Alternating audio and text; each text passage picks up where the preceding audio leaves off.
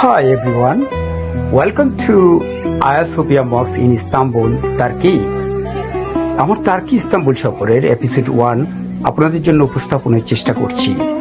সুপ্রিয় viewers, Istanbul turkey অত্যন্ত গুরুত্বপূর্ণ ও ঐতিহাসিক নিদর্শনের মধ্যে হায়া সোফিয়া মসজিদ অন্যতম।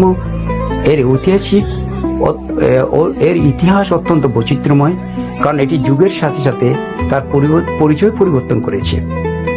এটি নির্মাণকাল বাইজেন্টাইন যুগ বা বাইজেন্টাইন এম্পায়ার বা অটোমান সাম্রাজ্যের সময় 1415 খ্রিস্টাব্দে এর নির্মাণ হয়। প্রথমে এটি একটি গির্জা ছিল। এটি তৎকালীন সময়ে পৃথিবীর বৃহত্তম গির্জা ছিল। বাইজেন্টাইন আমলের শ্রেষ্ঠ স্থাপত্য ও নিদর্শন হিসাবে বিবেচিত হতো। কিন্তু বর্তমানে এই বিশাল স্থাপনাটি সম্রাট জাস্টিনিয়ান 532 থেকে 537 খ্রিস্টাব্দের মধ্যে নির্মাণ করেন। প্রায় 1000 বছর ধরে এটি খ্রিস্টান জগতের প্রধান কেন্দ্র ছিল। ঘটনা প্রবাহে 1453 সালে সুলতান মোহাম্মদ আল ফাতিহ অটোমান যুগের তৎকালীন কনস্টান্টিনোপল অর্থাৎ বর্তমান ইস্তাম্বুল জয় করেন এবং ওনার জয়ের মধ্য দিয়ে এটি গির্জা থেকে পরবর্তীতে মসজিদে রূপান্তরিত করেন তিনি। কিন্তু প্রজাতন্ত্র ও আধুনিক যুগ যখন আসলো, তুরস্কের জনক মোস্তফা কামাল আতাতুর্ক একে একটি জাদুঘরে রূপান্তর করেন। সালটা ছিল 1935। আনটিল 2020 এটি ছিল ঐতিহাসিক নিদর্শন হিসাবে জাদুঘর। কিন্তু পরবর্তীতে তুরস্ক সরকার 2020 সালে পুনরায় এটি মসজিদ হিসাবে ব্যবহারের অনুমতি প্রদান করেন এবং নির্দেশনা প্রদান করেন, এবং তার ফলশ্রুতিতে বর্তমানে এটি নিয়মিত নামাজের জন্য ব্যবহৃত হয়ে আসছে। সৌভাগ্যবশত আমার নিজেরও এখানে জামাতের সহিত আসরের নামাজ আদায়ের সৌভাগ্য হয়। এই ছিল হায়া সোফিয়া মসজিদের সংক্ষিপ্ত বিবরণী বা ঐতিহাসিক ইতিহাস।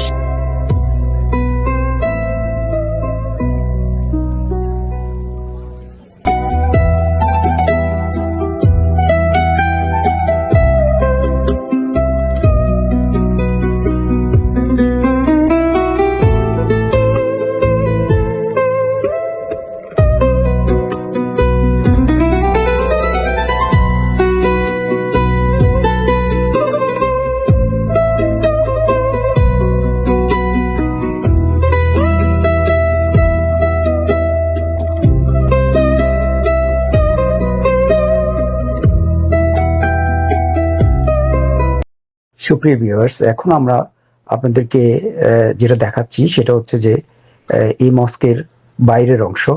সেই বাইরের অংশ আমরা চেষ্টা করছি যতটা আমাদের পক্ষে সম্ভব হয় আমাদের ক্যামেরা লেন্সে ধারণ করার জন্য এবং আপনাদের জন্য উপস্থাপন করার জন্য। আমরা এর পাশে আস্তে আস্তে আমরা ভিতরের দিকে এখন প্রবেশ করছি। ভিতরে অলরেডি প্রবেশ করেছি। সেই ভিতরের অংশ আপনাদেরকে দেখানোর চেষ্টা করব একে একে, বাইরে থেকে শুরু করে ভিতরের যেই অংশগুলো আছে সেগুলো আপনারা দেখতে পাবেন।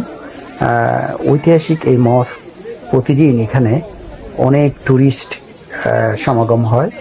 সেই ট্যুরিস্টদের আপনারা জানেন যে প্রত্যেকেই এটার প্রতি অত্যন্ত আকর্ষণ, প্রত্যেকে এটা দেখতে আসেন। তো আমি সেটাই চেষ্টা করছি আপনাদেরকে দেখানোর জন্য। আমি এখন ভিতরে প্রবেশ করছি। ভিতরে যে মেইন এন্ট্রেন্স আপনি দেখতে পাচ্ছেন, এখানে সারা পৃথিবী থেকে অনেক টুরিস্ট আরব দেশ, বিভিন্ন দেশ থেকে এসেছেন তারা এই মসজিদকে এক্সপ্লোর করার জন্য। ঐতিহাসিক এই মসজিদ প্রত্যেকের জন্য একটা আকর্ষণীয় জায়গা। মুসলমান যারা আছেন তারা তো অবশ্যই এটাকে খুবই পছন্দ করবেন। আমি মসজিদের ভিতরে প্রবেশ করলাম। মসজিদের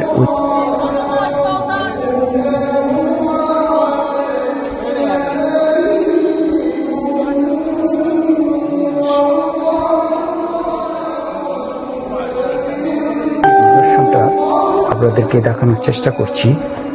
তো আশা করি আপনারা ভিতরের অংশটা দেখতে পাচ্ছেন। আমি চেষ্টা করছি আপনাদেরকে ভিতরের অংশগুলো যতটা সম্ভব আমার পক্ষে সেটা দেখানোর জন্য।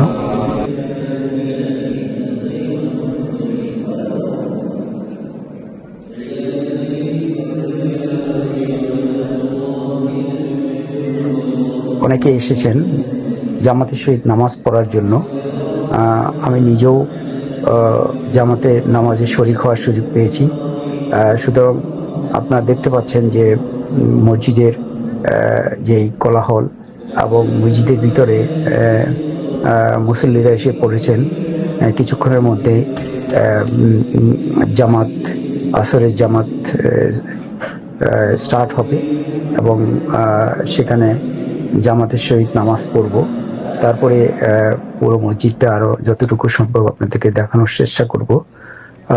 তো আমি মনে করি আপনারা এই ঐতিহাসিক মসজিদটা দেখতে পেরে এবং আপনারা এটার সাথে পরিচিত হতে পেরে আপনারাও অনেক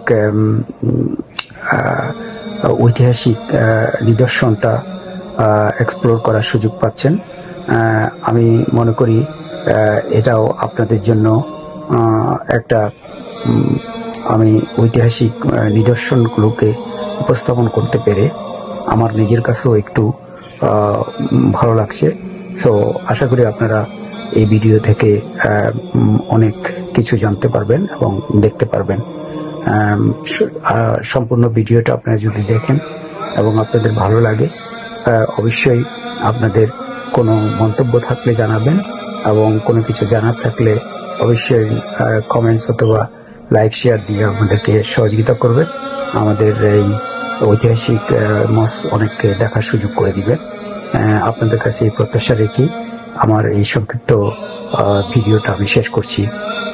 মন্তব্য থাকলে জানাবেন এবং কোনো কিছু জানার থাকলে অবশ্যই কমেন্টস অথবা লাইক শেয়ার দিয়ে আমাদেরকে সহযোগিতা করবেন। আমাদের এই ঐতিহাসিক মসজিদ অনেককে দেখার সুযোগ করে দিবেন। আপনাদের কাছে এই প্রত্যাশা রেখে আমার এই সংক্ষিপ্ত ভিডিওটা আমি শেষ করছি। ধন্যবাদ।